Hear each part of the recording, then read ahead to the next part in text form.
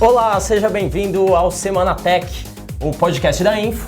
Eu estou aqui com Lucas Agrela. E aí, pessoal? E Gustavo Guzmão. Fala, galera, eu tomei um susto agora que você falou lá, eu tava esperando. Ficar olhando o celular. Tô contando os comentários. Cadu Silva na produção, nas câmeras. Eu sou o Marcos Vinícius Brasil. E vamos começar falando sobre o polêmico site Tudo Sobre Todos.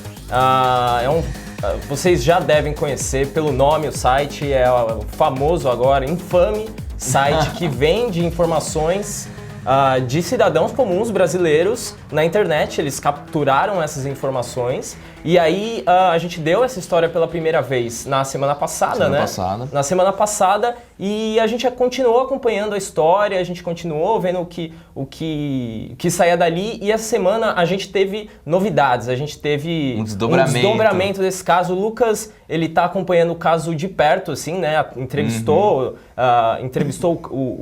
um dos responsáveis, né? Anônimos ali pelo site. E conta aí, qual é esse novo episódio do Tudo Sobre Todos? Bom, a novidade é que nessa semana a gente recebeu uma denúncia de um leitor que estava indicando um caminho para a gente seguir. E esse caminho levava a um documento que indica que as fontes de informação do site Tudo Sobre Todos são sites de órgãos públicos, como prefeituras, governos, TSE, tribunais de justiça de vários pontos do país. E essa lista a gente encontrou numa vaga que está na plataforma freelancer.com, que é um site de freelancers que você meio que faz um leilão do seu trabalho. Então quem pagar menos leva, quem cobrar menos leva, na verdade. E lá nessa descrição, a empresa que seria responsável pelo Tudo Sobre Todos, que é a Top Documents LLC, estava descrevendo que a vaga era para realizar um trabalho de data scraping, que consiste em você puxar os dados de maneira legível de uma página web. E muitas dessas páginas eram meio que desprotegidas contra ataques de robôs, né? Sim. Que pegam conteúdo. Mandar uns crawlers espertos. Né? Exatamente, mandar os crawlers na internet e roubar os dados que estão disponíveis nos sites públicos. E o que a gente fez em primeiro lugar foi alertar todo mundo. Sim. Apesar de que não deu muito resultado. Todo mundo pelo menos foi avisado do episódio. Todo mundo, os tribunais, os responsáveis, exatamente. E aí, qual foi? Quando você chegou, você entrou em contato, tal, quais foram as respostas deles? Assim, eles se mostraram surpresos? Sim, todo mundo ficou surpreso. Os que responderam se mostraram surpresos, mas foram bem poucos. Dá para citar tranquilamente aqui o Supremo Tribunal Militar, que respondeu com bastante agilidade pra gente, no mesmo dia até. E eles disseram que a área pública do site era essa que estava listada lá para ser analisada pelo Tudo Sobre Todos. E então lá não tinha muitas informações que seriam comprometedoras ou que não deveriam vazar. Eles disseram que a área que existe no banco de dados deles não foi comprometida. Então de lá não saiu nenhuma informação. E a Prefeitura de Salvador também entrou em contato com a gente, respondeu a solicitação com bastante agilidade e disse que ele já tem uma proteção anti-robôs na internet para não rolar o vasculhamento dos crawlers mesmo, né, que são os responsáveis por tirar esses dados de lá. Mas mesmo assim eles informaram que eles vão ainda realizar mais medidas de segurança e implementar essa segurança anti-robôs em todas as outras áreas do site. Agora, outra coisa que a gente ficou sabendo seguindo esse caminho foi do possível envolvimento de uma pessoa chamada William Weiss. Um franco-peruano. Um franco-peruano. Ele nasceu na França e mora no Peru, ou morou no Peru, a gente não sabe se ele continua morando por lá. E ele seria um administrador de sites que está ligado a uma rede de hackers também, e ele usa o codinome de NeoFuture.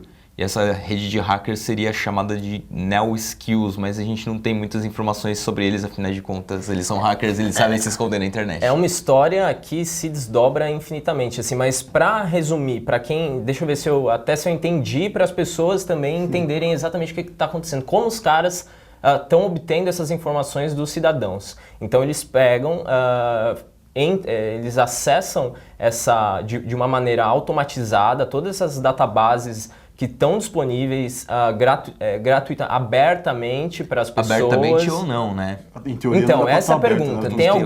Tem algumas que são fechadas. Isso, aí, nesse caso, é uma brecha mesmo, né? Sim. Porque se você acessa essas bases que estão abertas, aí realmente é uma questão de você fazer a automatização ali do recolhimento desses dados. Agora, se você tem bases fechadas, aí é realmente um caso de invasão, né? E aí realmente já é uma outra instância. Mas você falou também com uma advogada que a gente levantou essa questão também da legalidade ou não da venda desses dados, né? Porque além de fazer recuperar esses dados disponíveis, organizá-los num único site e formatar para você poder acessar, eles ainda estão vendendo cada informação. Cada uma das informações. Então, você falou também com uma advogada para questionar justamente a legalidade dessa venda, como é isso. Sim, O que ela falou para você? Eu conversei com a doutora Patrícia Peck Pinheiro, ela é especializada em direito digital, ela costuma pegar casos relacionados a isso. E o que ela disse é que vender na internet esse tipo de informação sem o consentimento, se eu pegar o seu endereço e vender para outra pessoa na internet, é proibido. Você tem que me dar o consentimento. Mas, por outro lado, ela disse também que a moeda de troca da internet é a informação, né? Se você quer usar um serviço gratuitamente, você dá os seus dados para ele. O Facebook, ou você preenche uma tabelinha, você acaba de alguma maneira entregando os dados para uma empresa. E aí, de certa forma, se você não prestou muita atenção no que esses serviços fazem com seus dados, normalmente quando está escrito naqueles termos de serviço que são enormes e com um linguajar nada acessível, eles podem ter alguma brecha para vender seus dados ou compartilhar seus dados com outras pessoas. E não tem muito como escapar nesse caso. A ideia dela é justamente que se você tem uma preocupação muito grande com a sua privacidade, que você leia atentamente todos os termos de serviços antes de começar a usar algum produto gratuito na internet. E o mais complicado é que, nesse caso, eles não permitem a retirada dos dados, né? Você pode, se você se sentiu ofendido por ter os seus dados lá, seus dados sendo vendidos para qualquer um, você não pode enviar um e-mail e pedir a retirada. Automaticamente. Aqui na visão deles são dados públicos. Né? Dados públicos. Eles dizem que são dados públicos e que o que eles fazem não é ilegal, que é uma coisa que bate de frente com o entendimento da Tem algum comentário aí, Guzmão? O pessoal tá do Tudo Sobre Todos, o pessoal se manifestou sobre Cara, o Thiago Rodrigues comentou que esse site Tudo Sobre Todos deve ser uma máfia onde muita gente ganha dinheiro. E assim, é claramente um negócio, né? Claramente um negócio. Na semana passada a gente publicou também a história que eles mudaram a forma de recebimento de dinheiro para o Bitcoin, porque eles estavam levando um golpe. Levando golpe, né? Pelo PayPal. As pessoas pagavam pelo PayPal, acessavam a informação e davam um cashback, que é tipo assustar o cheque. Exato. E ladrão que rouba ladrão tem 100 anos de perdão, então. Então o Bitcoin seria uma forma deles se garantirem que eles vão receber esse dinheiro. Então, assim... E também de manter o anonimato, né? Sim. Manter o anonimato, sem dúvida. O Pimpônico recomendou que a gente chamasse a Interpol. O Marino Júnior disse, passa esse assunto, já encheu. Ok. O Bill Vanzeler tá perguntando onde é que tá nosso computador, onde é que ele foi parar, Ele virou um celular. A gente miniaturizou o computador. Eu estou aqui. Thiago Rodrigues perguntou se eu tô com sono, se eu assisti Netflix a noite toda, porque eu tô com cara de sono. Comentários diversos. Pós-almoço. Mas a questão da Interpol é interessante porque tem essa questão da jurisdição, né? Onde é que está esse site? Está lá nas ilhas, não sei da onde. Eles deviam estar nas ilhas Seychelles. Mas o domínio está registrado lá na Suécia e o endereço de IP aponta para a França. E agora, o endereço de IP apontar para a França e o francês potencialmente envolvido é uma coisa que... Sim. Né? Pode haver alguma relação, apesar de ainda não existir um fato concreto pra gente comentar sobre isso. Mas muito interessante também o comentário do outro cara que falou que, de novo, esse assunto, que saco. Então, boa, a gente vai aproveitar para mudar de assunto. Pega o gancho, né? Vou pegar o gancho pra gente mudar de assunto. Continuar em segurança, a mãe de todas as brechas do Android. Vamos pular para esse assunto. A gente pode tratar rápido, assim, porque é um assunto que foi... Assim, o Google resolveu até que rápido dessa vez, que é, como se falou, a mãe de todas as vulnerabilidades lá, o Stagefright, que permitia que alguém mandasse uma mensagem, um MMS. Muita gente não usa, mas... Cara, MMS, então, lembra acho que, disso, cara? Sei lá, Multimedia 98% dos usuários não utiliza, mas ele tá lá, esse recurso tá aí, daí se a pessoa mandasse um maluco mandasse um vídeo configurado para mal formado, um arquivo mal formado, lá ele conseguiria aproveitar uma brecha de buffer overflow, sobrecarga de dados. Chega lá, seu celular não consegue gerenciar tudo aquilo e acaba que o cara consegue invadir seu celular e tomar controle de tudo. A brecha afetava acho que 950 milhões de aparelhos Android potencialmente, porque os 5% que salvam são os de LB para baixo. É bastante coisa. Não, e a gente recebe muito, spam. não especificamente MMS, mas a gente recebe SMS pra caramba com spam, mensagem operadora. Daí pra você, de fato, receber uma mensagem e tá meio desligado ali e abrir, não é um cenário completamente absurdo, assim, né? Então, nesse caso aí, o MMS, o problema é que o Hangouts, o aplicativo de mensagens padrão, eles executam sozinho o vídeo que recebe. Eles baixam para deixar indexado lá na biblioteca de mídia. Beleza, contaminou. Você não tinha nem como se defender, né? Só se você mantivesse seu número anônimo para sempre, o que é impossível. Mas é isso, cara. O Google liberou as atualizações e vai começar a aplicar nos Nexus e está iniciando uma política nova de distribuir atualizações de segurança mensalmente. Uma coisa que a Samsung vai começar a fazer também, é meio que um programa do Google, e outras empresas, outras fabricantes devem seguir esse mesmo caminho, que é ótimo para os usuários. Estava demorando para acontecer, na verdade. Era uma promessa, uma promessa antiga, né? Eu lembro de uma acho que foi um I.O. aí que a gente chegou a fazer uma matéria, a gente entrevistou...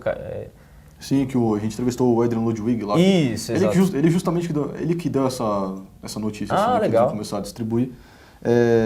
Mas é isso, cara. Uma boa notícia para os usuários de Android. E, inclusive, o pessoal do Moto X, tem um monte de gente pedindo pra gente falar logo do Moto X aqui. A gente já vai falar do Moto X, calma aí. Vamos falar do Moto X. É o próximo tema. Popular. É o próximo tema? É o próximo tema. Olha só. Então, não, vamos falar de outro assunto antes, só pra deixar o pessoal ansioso.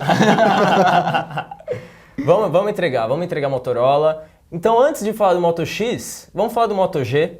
Vamos falar do Moto G. Vamos falar do Moto G, porque essa semana a gente publicou o review do Moto G. O Lucas e o pessoal do Infolab fizeram profundos testes, todos os testes no aparelho. A gente destrinchou ele. A gente inclusive desmontou o aparelho, a gente perdeu o processador, teve que trocar por outro.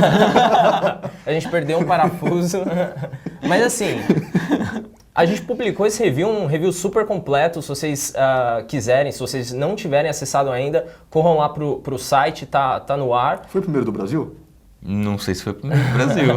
Mas foi o mais completo um dos primeiros. do Brasil. Pelo menos dos sites brasileiros que eu acompanho, foi o primeiro do Brasil. Foi? É mesmo? Olha só, então. Será? Muito bom. Os leitores podem confirmar pra gente aí. E aí, cara, assim, obviamente a gente não vai entrar aqui todos os detalhes do review, que realmente tá lá, a gente entrou em vários aspectos dele, mas se você pudesse dar uma geral, assim, né, ou até uma recomendação pro pessoal que está assistindo, é bacana, vale a atualização, o tamanho dele tá legal? Tá legal, sim. Eu acho que a grande pergunta sobre o novo Moto G é, vale o seu dinheiro? Porque ele chegou muito mais caro do que ele era em 2013, né? 980 dinheiros não é brincadeira. 980 reais é muita diferença em relação aos 650 reais que a Motorola cobrava lá em 2013, quando ele foi lançado, e foi um sucesso de venda. Como as coisas mudam, né? Como as coisas mudam. Mas pelo menos ele ganhou algumas coisas muito importantes, que é 1 GB a mais de RAM, agora ele tem 2 GB de RAM no modelo mais caro, que esse é o único modelo que a gente recomenda, inclusive. Ele tem uma bateria de longa duração. Ela conseguiu quase dobrar a quantidade de duração, a duração da bateria do Moto G anterior, de segunda geração. E pelos testes que a gente já realizou aqui no Infolab ao longo de a nossa existência, o smartphone Android com melhor duração de bateria, que custa menos de R$1.000, por mais que esteja ali na trave, ainda é um Moto G de terceira geração. Então, bateria de longa duração, uma configuração razoável, que ele também conta com o Snapdragon 410 quad-core de 1.4 GHz. E o Android puro, o Android essencialmente puro, né? Ele tem algumas modificações ainda, não tem uma garantia de atualização como na linha Nexus, mas ele, falando da linha Nexus, eu acho que esse aparelho ele veio justamente para preencher a lacuna que a linha Nexus deixou. O último Nexus que a gente viu aqui foi em 2014, o Nexus 5. O Nexus 5 chegou a ser vendido por aqui? Chegou a ser vendido, sim. Ele foi lançado em janeiro na Campus Party. É verdade. Agora, Não fez muito sucesso assim, não vendeu muito, até porque o Google controla a quantidade de aparelhos que eles produzem para essa linha, porque não dá muito lucro para os fabricantes, justamente porque a margem de lucro não é muito grande. Voltando ao Moto G, o aparelho ele agora ele está buscando meio que o topo da gama intermediária dos aparelhos. Meio que a posição que também é ocupada pelo Moto X, que é uma coisa bem estranha, porque né, Agora a gente tem dois aparelhos ali que você vai ter que escolher por, sei lá, você quer o assistente de voz do Moto X, você vai ter, se você pagar 1.500. A gente tem um topo de linha intermediário. Exatamente. Classe média baixa e classe média alta. Cara, a gente tem um topo de linha intermediário. Fantástico. Sim. Maravilha. E provavelmente você está pensando, o Redmi 2 tem um custo-benefício melhor. Tem. Ele custa R$500, não tem como comparar. Ele custa R$500, tem o mesmo processador que está no Moto G, mas ele tem 1 GB a menos de RAM. Isso ainda é um problema, mas não é uma coisa que você vai falar, nossa, quanta falta está fazendo. Mas no longo prazo, se você for acompanhar a história, cada vez mais os sistemas operacionais ficam pesados. Então 2 GB de RAM pelo menos vão garantir que na próxima edição do Android o aparelho vai continuar funcionando razoavelmente bem. E essa coisa das capinhas, da customização, Motomaker. Que a gente recebeu um Moto G com autoestima bem alta. Sou demais. Você acha legal isso? As pessoas, você acha que elas vão querer entrar lá e botar o nome delas? No caso de um casal lá, botar fulano, ama fulano? Tomara que não. Não sei. Não, mas você pode escrever, o Motomaker chegou aqui no Brasil, que é uma área do site que permite que você personalize o seu smartphone do jeito que você quiser. Então você pode trocar a cor da capa traseira, a cor da medalha ali da Motorola e também a cor da frente do produto, né? E ele pode ser branco ou preto, ele tem umas 10 opções de cores para a parte traseira e você pode comprar as Motoshells, que são as capinhas adicionais, por R$10 cada uma. E aí você pode escrever uma palavra ou uma frase, não sei, atrás do seu smartphone, na capinha. Haikai. Um poema. Faz um haikai. Colocar haikai. uma frase de caminhão ali atrás. O Léo faria um haikai, cara. Faria, com Eu certeza. colocar minha frase de caminhoneiro, porque é bem Meu, Vamos seguindo. E a câmera? A câmera do Moto G... Melhorou, mas assim, dentro dos padrões da Motorola ela tá legal. Agora, dentro do padrão de mercado, ela é mais ou menos, sabe? Me uma pareceu câmera que consegue tirar umas fotinhos, mas não é uma coisa, nossa, essa câmera é muito boa. E não. tem o recurso lá de câmera lenta, né? Tem o recurso de câmera lenta que a gente não entendeu muito bem como ele funciona. Ele registra 60 quadros por segundo, mas ele faz alguma coisa muito estranha lá. Ele não é nem de perto, nem de longe, na verdade. Parecido com o do... Nem de longe, nem de perto, nem de longe, nem câmera lenta, nem fast forward. Parecido com o que a gente vê lá no iPhone 6 e no iPhone 6 Plus, que fazem uma câmera lenta incrível. Nesse ponto a gente não pode falar. Se você quiser fazer um filme com câmera lenta... É o iPhone 6. Ou o 6 Plus, que ainda tem estabilização ótica. Se você tremer, beleza, não vai dar nada. Boa. Então, já que tá todo mundo pedindo aí Moto X... Todos querem Moto X, vamos entrar, Moto X, vamos entrar então. no Moto X. Hoje a gente publicou, também avisando o pessoal, caso o pessoal não tenha visto, a gente publicou uma matéria hoje super legal, também do Lucas, uma reportagem meio de bastidores ali, contando um pouco sobre o preço do Moto X, Por trás das câmeras. Por trás das câmeras, por trás da dos fábrica, celulares. por trás da vitrine. E contando um pouco, né, como que a Motorola chegou a esse valor, como tem a questão ali de uma lei, tem a questão também das especificações. Então, com a palavra, Lucas Agrela, conta um pouco aí dessa história. Como a Motorola chegou nesse valor do Moto X? Certo, vamos falar do Moto X Play, que é a versão mais básica do aparelho, que continua custando R$ 1.500. Entre todos os smartphones lançados nos últimos 2 anos, o único que se manteve com o preço de lançamento de 2013 foi o Moto X. Só que isso não aconteceu sem sacrifícios, né? Agora, falando de especificações técnicas, ele perdeu a tela Super AMOLED, Super AMOLED não, AMOLED, Super AMOLED é só da Samsung.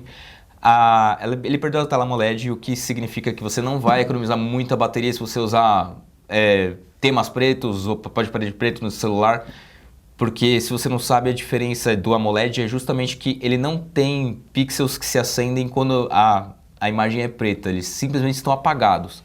Agora ele usa uma tela, um LCD retroiluminado, que é a mesma coisa que está no Moto G, em todos os smartphones de baixo custo. Só que o que acontece aí? Ele tem uma retroiluminação que acende, mesmo que a imagem seja preta. Então ele só fecha o transistor, ele não deixa a luz passar e você não enxerga que está sendo iluminado, mas na verdade está. Ou seja, está gastando mais energia do que deveria. Ele poderia ser mais eficiente.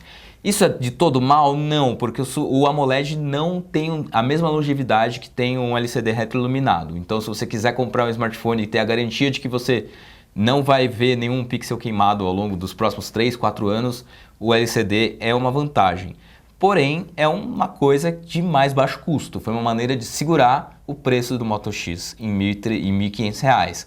Outra coisa que piorou no aparelho é que ele perdeu o Wi-Fi AC, que era uma coisa bem interessante que ele tinha na versão anterior, porque isso dá a ele a possibilidade de se conectar a roteadores de mais alta velocidade, que são os padrão AC. Agora ele usa os mais novos, sim. Todos os lançamentos D-Link, TP-Link, todo mundo está lançando coisas com Wi-Fi AC até que custam R$250. Se você for trocar o seu roteador em casa, você vai provavelmente acabar optando por um desses, porque eles são mais ágeis. Por mais que ainda notebooks em geral não tenham adotado essa tecnologia na gama de baixo custo ou intermediária. Agora, a outra coisa que ficou faltando no Moto X Play foi uma coisa que talvez você não perceba, mas ele conta agora só com uma tecnologia de GPS que é a AGPS, e ele perdeu o GLONASS, que é um sistema de geoposicionamento russo, que isso faz diferença. Você está usando o Waze, legal, estou usando o Waze aqui, perdeu a precisão. Não vai ter tanta precisão porque tem um parâmetro a menos sendo usado ali. Isso é uma coisa ruim, porque é uma coisa que você usa diariamente ali, não, né? Ainda GPS. mais pro Moto X, que tem um modo de carro, né? Que você usa bastante, Guzmão. Sim. Ele tem a hora que você entra no carro, o assiste já coloca pra você o modo que eu tô dirigindo assim e fala, ele já detecta lá, bota uma faixinha ali nas notificações e alterna os comandos. Eu posso fazer tudo por voz, assim, atender ligação, mandar mensagem, responder mensagem, pedir para ele ler a mensagem para mim e tudo mais. E sem um GLONASS assim, beleza, ele vai detectar que tá em movimento ainda assim, mas perdeu um recurso tão, acho que é básico, né? Básico, quase todos os celulares têm um GLONASS hoje em dia. E agora, o fator determinante para o preço ficar R$ 1.500 com o dólar alto, como está nesses últimos tempos. Ordens. Pelo que o CEO do Brasil aqui disse, a ordem veio direto da Motorola, dos chefes mesmo, que inclusive estavam lá, né? E disseram... Eles puderam dizer mesmo, eles puderam dizer mesmo, eu que mandei. Não, eles falaram que a ordem estratégica é manter o preço do Moto X Play a R$ 1.500, justamente porque, né, o momento da economia não é favorável, todo mundo está lançando aparelhos mais caros, aparelhos chegam a R$ 4.000, R$ 3.000, e a Motorola está mantendo um bom aparelho. Bom aparelho, não é mais um excelente aparelho como era o Moto X anterior, que era um excelente custo-benefício. Agora ele passou a ser um bom aparelho, porque ele não conta nem com um processador muito potente, que ele está agora com o Snapdragon 615, que é o mesmo que você vai encontrar lá no Xperia M4 Aqua, que também é vendido a R$ 1.500, olha só que coincidência. Será que tem relação? Será? Fica a pergunta pro telespectador ouvinte aí. E ele tem 2 GB de memória RAM e opções de 16 ou 32 GB de memória de armazenamento interno. Acho que a grande novidade em termos de memória é que agora ele tem a entrada para o cartão microSD, que é uma coisa excelente, uma coisa que era um pedido de todo mundo que comprava um Moto X, pelo menos de acordo com a Motorola, né? E não tem a coisa da lei lá, da lei do bem? Tem a coisa da lei do bem, justamente com esse preço a R$ 1.500, eles conseguem tirar proveito da lei do bem, que é uma lei que favorece, isenta alguns impostos da fabricante para que ela seja estimulada a investir em pesquisa e desenvolvimento aqui no Brasil. E isso é uma coisa que a Motorola, pelo menos de acordo com o histórico da empresa, ela tem feito aqui. Ela contratou no último ano cerca de 200 pessoas para trabalhar nessa área de pesquisa na fábrica da Lei de Jaguariúna, aqui em São Paulo, no interior de São Paulo, e eles disseram que estão entre os contratados engenheiros de software, de hardware, que que trabalham com projetos relacionados à rede 4G. Rede 4G, né, cara? E é o que a gente estava discutindo. Faz sentido, né, aqui ter uma divisão pesquisando essa coisa de rede, sim, porque sim. A questão da infraestrutura de rede aqui no Brasil é aquela coisa super complicada e tudo mais. Sim, se o cara consegue fazer um celular funcionar, aproveitar bem o 4G daqui, ele consegue aproveitar o 4G em qualquer lugar. É um belo do desafio, cara. É um belo campo de pesquisa. Você um tá benchmark, testando em ambientes né, cara? extremos. É igual quando você joga assim, sei lá, alguma coisa na lava pra ver se ele resiste, cara. Teste de resistência. Faz cara. sentido. Galera vindo de outros países testar o 4G aqui. Sim. Só uma coisa aqui, que uma das perguntas era qual o melhor Moto X e tal. O Style. O Style é o modelo mais caro que ainda não tem preço, nem data de lançamento. Style. Ele é freestyle. Ele é um aparelho que tem 3 GB de memória RAM, um processador um pouco mais potente, não chega a ser tão mais potente assim quanto o do Moto Max. E ele é o Snapdragon 808 e ele é um Hexa-core. Ele também é usado pela LG, no LG, 808, assim? isso, no G Flex, é isso mesmo? Agora me deu um branco, ou é no G Flex 2, ou é no... 810. Que esquenta pra caramba. É verdade, então é no G4 mesmo. Frito o ovo do jeito do Flex. E eu acho que a outra grande novidade desse aparelho da Motorola, o X Style, é que ele conta com uma velocidade de recarga mais rápida ainda do que a gente viu no S6, que era... Carregador de 25 watts, né? Carregador de 25 watts. O X-Play também tem isso, mas o carregador tem uma voltagem menor, se não me engano são 15 watts. Sim. Então os dois carregam bem rápido. Só que a diferença de bateria de um para o outro é bem distante, porque um tem 3.630 mAh e tem aquela questão da tela consumir mais energia, e o outro ele tem uma capacidade de bateria de 3.000 mAh e, consequentemente, vai conseguir ter uma autonomia melhor, porque vai ter uma tela AMOLED, que é uma coisa que a gente não vê aqui no X-Play, e além disso ele vai ter também a resolução. A resolução dele vai ser mais alta. Ela vai chegar a ser Quad HD, né? Exato, economiza num lado e prejudica no outro. Prejudica no outro. Mas com o processador Hexa-Core, talvez eles consigam até uma melhor gestão de energia. No Xperia M4 Aqua, que foi um que a gente já testou no Infolab, tem review no site, ele usa o mesmo processador que o X-Play, tem a mesma quantidade de RAM e tal. Claro que tem diferenças de sistema operacional e tudo mais, mas a duração de bateria foi bem razoável e ele não chega a ter toda essa bateria que a gente vê no X-Play. É provável que a duração do X-Play seja bem legal também. Tem comentários aí, Guzmão? Tem uns comentários aqui, um abraço pro Thiago Skitter, primeira vez assistindo a gente online. Falou, Opa. Skitter. Miller Oliveira comentou que o Moto X poderia ser melhor, concordo. Poderia. Sim, o Eduardo Barros perguntou se a gente já falou de Windows 10, a gente ainda não. Não precisa ir embora. Calma. Calma. Capaz ele já ter ido embora, ele falou que tava vazando. Pô, O Vitor Martins aqui, eu só queria estender uma pergunta dele que eu achei bacana, o nosso telespectador fiel, assiste toda semana. Quanto tempo vocês ficam com o celular? Quanto tempo você fica com o celular, Andorella? Depende do celular, depende da fila de produtos que tem no Infolab e depende do que a gente quer fazer com esse produto. Por exemplo, se for fazer um teste longo, de uma coisa mais analítica, por exemplo, 5 motivos para você comprar, 5 motivos para você não comprar. A gente precisa ficar mais tempo com ele. Mas, em média, 1 ou 2 meses que o produto fica no Infolab. E o seu celular mesmo? Quanto tempo você fica com ele? Ixi, não fico muito porque, né? Tem que ficar trocando. Você, Marcos, quanto tempo você fica com o seu celular? diariamente, assim? Não, essa pergunta? quanto tempo você... Você comprou o celular? Quanto tempo você troca? Entendi. Um ano, talvez? É uma média de 1 ano. Um ano, eu acho. Sim. Esse aqui eu ganhei mais recente, mas geralmente um ano. Eu tô com o meu há 2 anos, mas o anterior eu fiquei 9 meses com ele só. Então vamos falar rapidinho da história do Windows 10 e daí a gente mata rapidamente com a história do Quarteto Fantástico. Mais perguntas aí de Moto X, Moto G aí, o Agrel vai fazer um...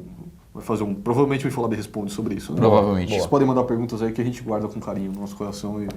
Então, nas próximas semanas. Exatamente. Então, pulando, vamos para o Windows 10. Na verdade, depois do lançamento, teve uma grande polêmica aí, que foi a história do CEO da Mozilla, que ele escreveu, na verdade a Mozilla, a fundação escreveu uma carta aberta para a Microsoft reclamando, né, levantando alguns pontos ali negativos do novo sistema operacional. O Gustavo Guzmão também, você que escreveu essa história aí, você que leu a carta aberta, e aí, é mimimi ou não é? Da Mozilla? Tá mais pra uma bronca, né? Pro nosso leitor, o nosso leitor assim nos comentários, ele escrachou o CEO da Mozilla, Chris Bird, falando que foi puro mimimi. Mas ele tem um ponto, cara. Quando a Microsoft, se você atualiza para o Windows 10, a opção padrão é trocar todos os seus programas padrão para os programas da Microsoft. Você usa o Earthbound Viewer para ver fotos, para, sei lá, fazer ajustes rápidos, vai trocar pelo aplicativo de fotos da Microsoft. Se você usa o Firefox, o Vivaldi, o Opera, o Chrome ou, sei lá, o Baidu Browser, vai trocar pelo Edge. Quer dizer, o Baidu eu não sei, mas em teoria troca pelo Edge. E o Player também, se você usa o VLC, vai trocar pelo Media Player. Mas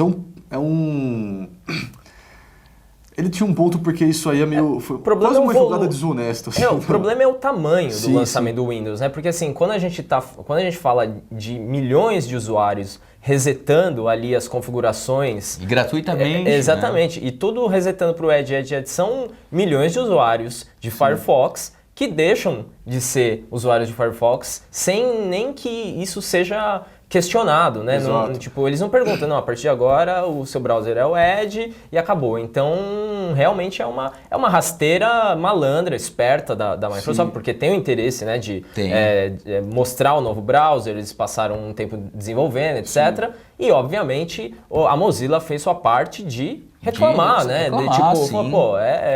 E até falar em relação ao direito de escolha do usuário, né? Claro, mas eu não dou 2 meses para a Microsoft divulgar em algum post de blog algo como Microsoft Edge tem 250 milhões de usuários. Sim. Mas é que, assim, não foi uma rasteira só na Mozilla. Só na Mozilla, exato. Também a Opera, que está testando, que está com o navegador tem um tempão. Mas é isso, né? O primeiro comentário aqui do Thiago Rodrigues falando: mimimi, o sistema é da Microsoft, ela faz o que ela quiser, azar dos outros. E é isso mesmo. Esse é o ponto. Dela, né? A casa dela é o pessoal que está invadindo, assim, para fazer a festa, Mas tem também a escolha do usuário, né? Porque seria o ideal, seria o quê? Você deseja trocar, você deseja... Pelo menos uma pergunta ali, Até né? o Baidu pergunta, né? Não que ele respeite muito, mas pelo menos ele pergunta. Exato. Sim. Mas cara, eu acho que... O que eu acho que a Mozilla exagerou um pouco é falar que é difícil de trocar para o navegador padrão depois. Sim. Beleza, na hora da instalação, realmente, as opções que a Microsoft deixa meio escondidinhas, meio estilo Baidu mesmo. Deixa escondidinha a opção para você mudar na mão.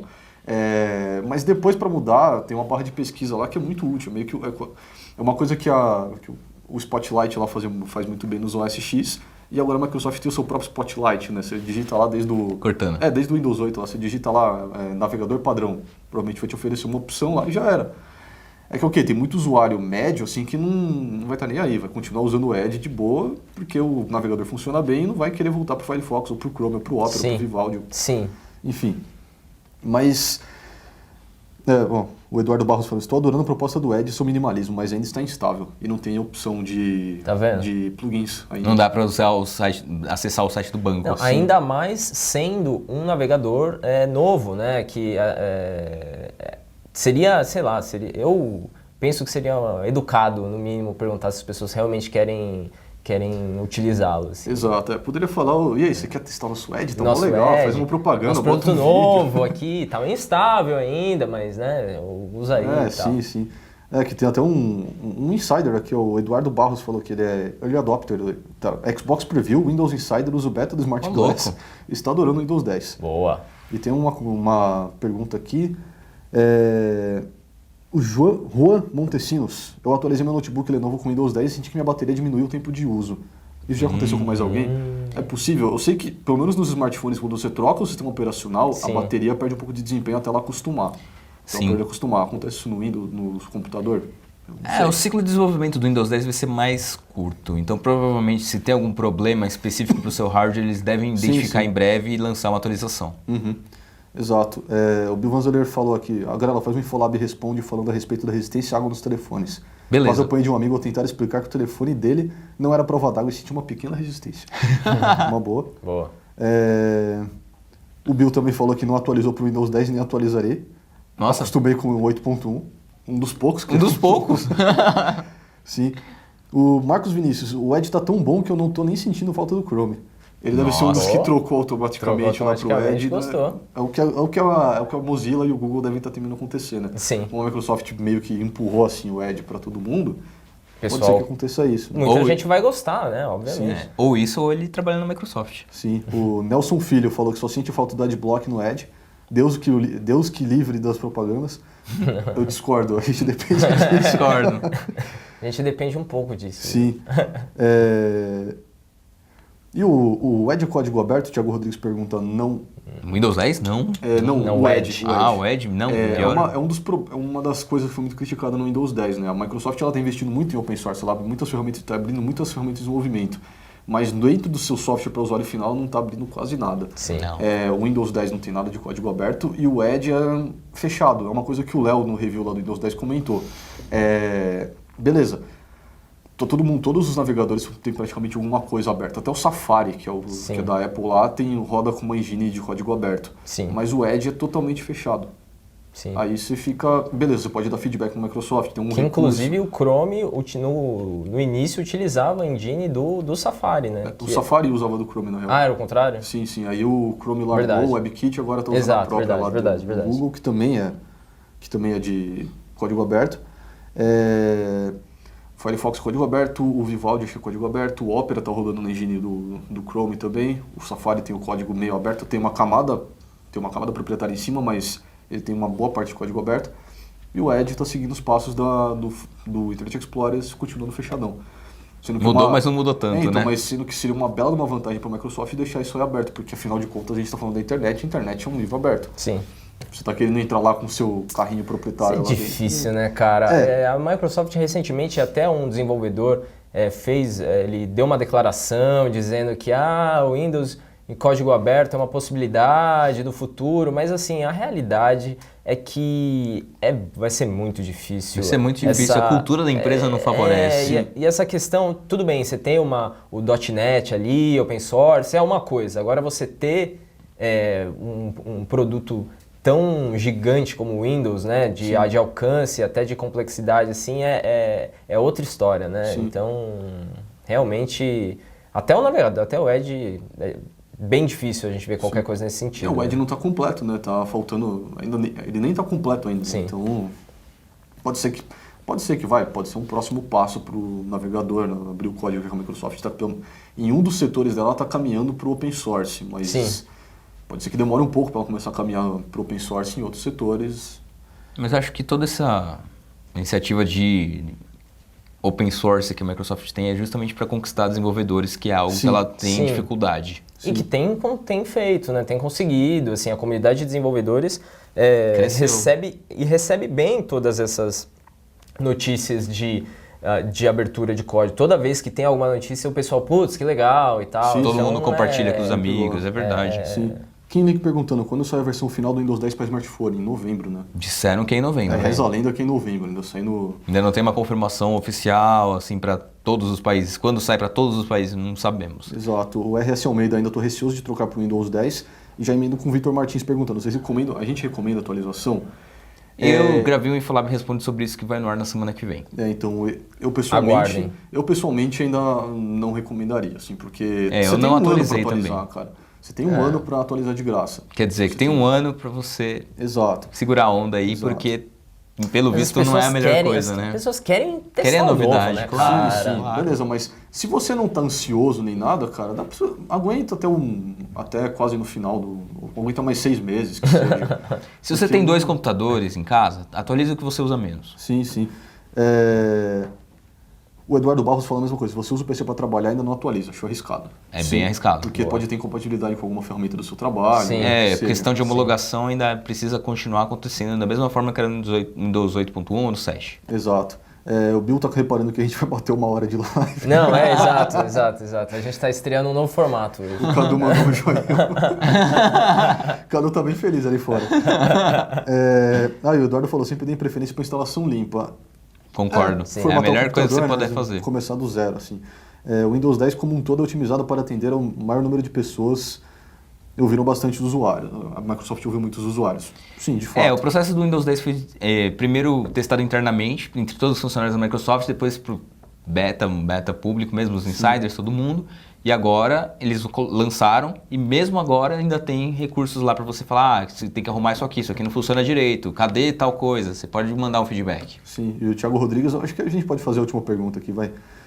Não, tem duas. Marcos Vinícius, o que vocês acham da Cortana para o Windows 10? Ficou legal? Como não está em português, acho que não tem muito o que dizer, né?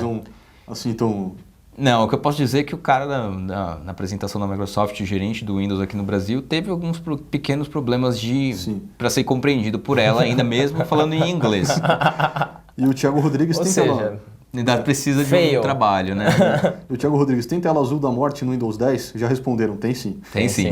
Cara, tem que ter, cara. Tem que ter, é impossível. E assim, ok, vamos... Já que a gente já passou do tempo, estourou o tempo e ninguém tá reclamando aí nos comentários, tem alguém reclamando? Meia hora, Cadu? Fazer mais meia hora. Não tem ninguém reclamando, então vamos fechar com o Quarteto Fantástico. Quarteto Fantástico. Vamos chutar o balde. Vamos... Chutar o balde igual a Fox fez. Cara... E aí, o Gustavo foi assistir o Quarteto Fantástico, você foi ontem, né? Anteontem. Na terça-feira. Anteontem, cabine de imprensa, evento para imprensa, jornalista, eles assistem antes, e aí a gente publicou hoje a resenha do filme e bomba.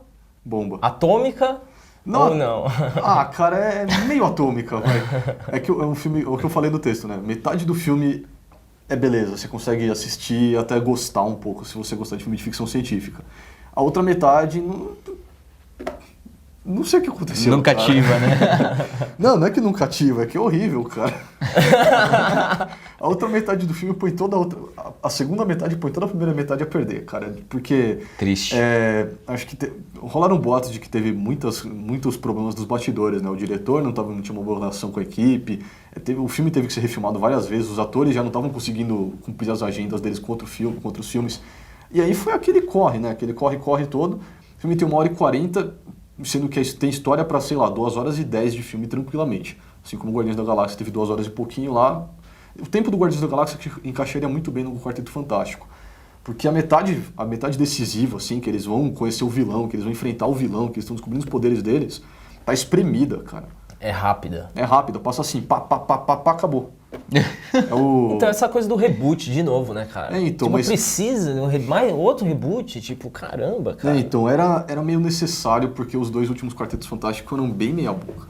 Em termos de crítica e de audiência mesmo, né? Esse aqui, pelo menos, o elenco ele é muito bom, os 4 atores são muito bons, eles funcionam muito bem juntos, tem uma química legal entre os 4, só que o cenário ao redor deles não favoreceu. Então dá pra salvar num próximo filme. Eu imagino que no Quarteto Fantástico 2 tem mais potencial tem mais potencial, sabe? Porque provavelmente vão trocar o diretor, vão colocar uma equipe mais que funcione direitinho.